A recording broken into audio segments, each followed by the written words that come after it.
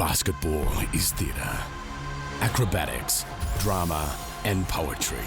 Basketball is everything. That's why we've made a betting brand for basketball fans. That's better.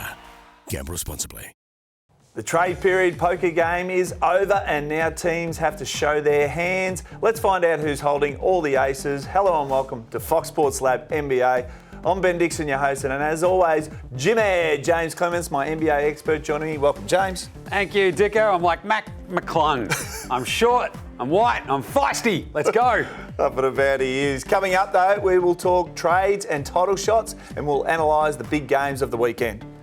James, let's see if we can make some sense of the wild, wild Western Conference. Just when we were about to write off the Lakers, they said, hold my beer, and we're going to plunge into this trade with a massive frenzy.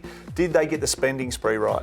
I think compared to what they had, Dicko, they did. Ooh. The tricky part is the West is so wide open and it's so tough. Did they make the right moves? Maybe not. They've got D'Angelo Russell. They've got Jared Vanderbilt, they pick up Malik Beasley, and they also go and get Big Mo Bamba. In a vacuum, it just makes them a lot deeper, makes them a bit tougher. But the problem is, it's not a vacuum, is it? It's the Western Conference. It's a bit tougher to get through this than you'd think, because it's all going to be so matchup dependent as we get towards the playoffs. We've only got, the last third of the season. So this Lakers team, they got deeper, they got better. I'm not entirely convinced it's enough, but I did like the moves, because what they had stunk. Yeah, and you did say just off the top that the Western Conference is wide open, but can the Lakers chase down the likes of the Nuggets, the Suns, the Grizzlies and the Mavs? Probably those first three in terms of actual teams. No, not a chance. Maybe the Mavs, but they are only 3.5 games out of fourth at the moment, Dicko. So there is a chance that they could probably make a bit of a run. The thing is, they're still 5 games under 500. This is the thing. When you're going to make up that amount of room just to get to 500, just to get to 50%, I've won 50% of my games. They haven't even done that yet. They might be deeper, they might be better. It's going to be a tough ask to go all the way. But seriously, 5 games under 500, you're in 13th Lakers. Seriously, I think we should, not talk about them until they hit 500 and then they're an actual chance. All right, well, let's talk top 4. So who finished in the top 4 in the West? And I want your bolter. Oh, I love this. This is great. The thing is, the West is just such a mishmash of teams and sort of matchups. But the thing is, it's also dominated pretty heavily at the top. We've got someone like Denver, who are absolutely dominating on both sides of the ball, offense and defense. They're basically the best team in the West because they're a top 5 offense, a top 8 defense. They're sitting there, and that's been what they've been since the start of this year, and they don't look like they're slowing down. They're getting healthier, they're getting better, they're getting deeper, and I love that. They've got a great point differential, and that's one of those things when we talk about a top 4 coming out of the West, point differential and what we're looking at in terms of units, offense and defense. Denver have both. They've got a great point differential. Number 2, you got to go Phoenix. They've traded for Kevin Durant. He's awesome. We understand that. He's probably coming back later in this week after.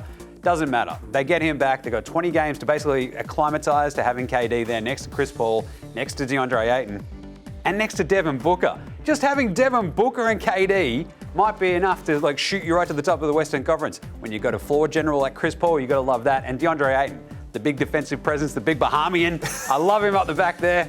I scared some Bahamians when he got drafted. It was pretty fun. Memphis is my 3rd team, though. I love this Grizzlies team, you know that, but they have been very bad of late, Dicko. I believe they're 6-9 in their last 15 games. Their entire season got derailed by trying to start a fight with a talking head, Shannon Sharpe, former NFL legend. He wanted to fight the entire team, and now their season's gone into the bin. What's happened? The big thing is they lost Steven Adams, the big Kiwi. Once he comes back, they should solidify that base, get the rebounding back on track, and make that sort of top 4 push. I love them. The other one, Golden State. You can't write off Golden State. 29 and 29, that West is really tight, really sort of close together. Only 2.5 games out of 4th, though. That's incredible, right? 2.5 games out of 4th. They're all the way down the bottom of the standings. 2.5 games out of the 4. Love this. They get Steph Curry back. They'll go on a run. I was tempted to say the Clippers there, but I want to see what Russell Westbrook looks like next to Paul George and Kawhi Leonard. But you wanted a smoky. I want a smoky. Golden State, Dallas. You could flip a coin at this point. I think Dallas, that offense is going to be absolutely incredible with Luka Doncic and Kyrie Irving next to him.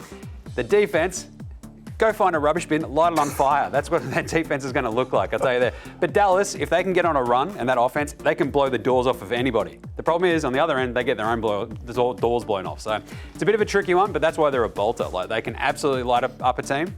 and also get lit on fire. Speaking of run, we're on the doorstep of the playoffs, and you've just elevated your game to a new level. You're up and about today, but that's our look at a fascinating Western Conference. Next up, we'll head east. The betting brand for sports fans. That's better. Gamble responsibly.